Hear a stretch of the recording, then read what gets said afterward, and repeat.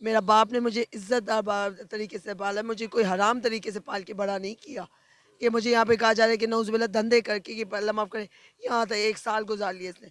अल्लाह जानता है मैंने कभी किसी के आगे ऐसे करके हाथ नहीं फैलाया।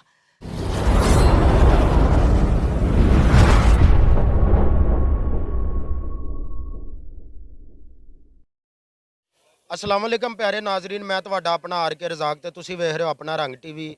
ਇਸ ਟਾਈਮ ਮੈਂ ਮੌਜੂਦ ਹਾਂ ਲਾਹੌਰ ਦੇ ਇਲਾਕਾ ਲਬਲਟਰੀ ਮਾਰਕੀਟ, ਜਿੱਥੇ ਸ਼ਾਹੀਨ ਨਾਂ ਦੀ ਲੜਕੀ ਦੇ ਬਾਰੇ ਬਹੁਤ ਸਾਰੀਆਂ ਗੱਲਾਂ ਸੁਣਨ ਨੂੰ ਮਿਲੀਆਂ।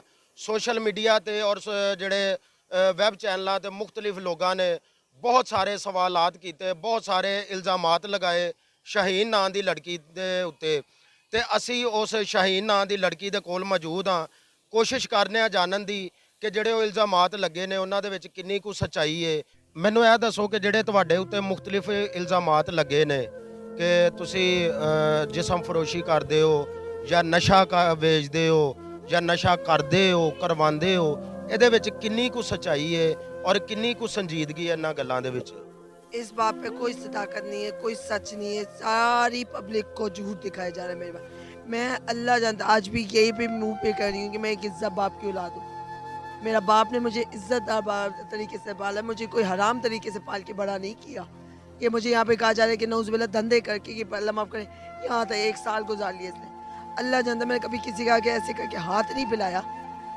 कपड़ों की फ़िक्र नहीं, मुझे किसी जूती की फ़िक्र नहीं। अल्लाह का शुक्र जिस हाल में भी अल्लाह ने रखा, फिर भी अल्लाह माफ़ करे मुझे शौक़ कभी नहीं पैदा हुआ, दिल में कभी नहीं आया कि यार शाहिद चल ज़्यादा पैसा कमाते हैं। मैं हमेशा एक ही बात करती हूँ, पैसा हाथ की मैल है। अच्छा, मुझे ये बताइएगा कि आपको कितना अरसा हो गया यहाँ पे लिबर्टी मार्केट में और आपका क्या मकसद था? कारोबार के लिए आई हैं या घर से मजबूर हो के परेशान हो के यहाँ पे किस लिए और क्या मकसद था? मेरा यहाँ पे आने का मकसद कुछ भी नहीं था। मुझे जा सकती थी, मैं मुँह पे बोल रही हूँ, मैं कराची भी जा सकती थी, मैं किसी और शहर भी जा सकती। असल बात ये है कि मुझे लिबर्टी पसंद है। इसकी वजूहत ये है कि मेरे अपने अंकल होते हैं किनाल व्यू की तरफ, ठीक है, डॉक्टर हॉस्पिटल की तरफ। उनकी बेटी के साथ मैं यहाँ पे शॉपिंग पे आई थी इस पास से, और वो मैं अपने अब्बू और अम्मी के साथ ना यहाँ पे फर्स्ट टाइम जो आई थी लाहौर। मुझे लाहौर में फॉर द शॉपिंग, मतलब समझेंगे, मुझे घूमने के लिहाज से, शॉपिंग के लिहाज से, मैं अपनी अम्मी को भी कहती थी, अपने अब्बू को भी कहती चले अम्मी 2 दिन के लिए वहाँ पे चलते, शॉपिंग करके वापस आ जाएंगे। क्या वजह हुई कि आप शॉपिंग के लिए आई, आपको ये पसंद आया इलाका, तो उसकी क्या वजह हुई कि आप उसके बाद घर नहीं पहुंची? आपका दिल नहीं चाहा घर जाने को, आप यहीं पे ही सोती हैं, यहीं पे ही रहती हैं, सारा दिन यहीं पे गुजारती हैं, रात भी यहीं पे गुजारती हैं? और हमने तो यहाँ तक सुना है कि आपके साथ, मैं फिर सॉरी करता हूँ कि ये अल्फाज मुझे नहीं बोलने चाहिए लेकिन मजबूरी है कि आप औरतें और मर्द एक साथ इकट्ठे सोते हैं, ये कोई फ़र्क नहीं है, इसमें कि कितनी सच्चाई है?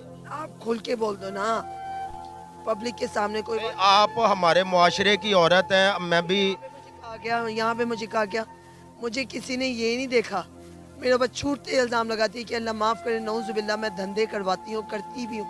यहाँ पे मैं नऊज़ुबिल्लाह अल्लाह माफ़ करे नशे बेचती हूँ और मैं डीलर हूँ। वो भी कौन सा नशा? पाउडर का नशा। अल्लाह माफ़ करे, पाउडर का नशा जो होता है ना, वो सेकंड भी अगले को ठहरने नहीं देता यहाँ पे। और दूसरी बात ये है कि जो डीलर्स वगैरह होते हैं उनकी हालत आप जैसी नहीं होती, उनके पास गाड़ियाँ होती हैं, उनके पास दौलत होती हैं, लेकिन आपकी हालत से मुझे लग रहा है कि आप डीलरी तो नहीं करती, लेकिन आप पीती भी हैं या नहीं?